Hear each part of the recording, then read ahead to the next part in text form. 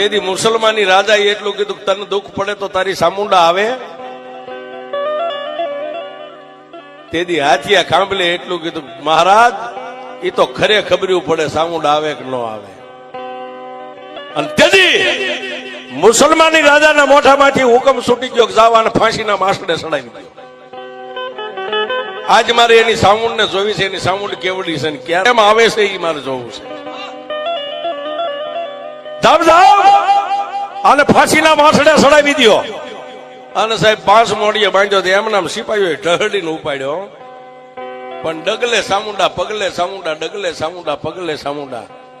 અને ફાંસીના માસડે સાહેબ આમ લટકાડવાની તૈયારી, ગાળીઓ આમ ડોકમાં નાખ્યો ને ત્યારે એટલું કીધું કે એ કાળા મોની ધણિયાણી, તારે મને આ દી દેખાડવા હતા ને તો તારે ગીર સુધી તારે મને લાવવો નતો.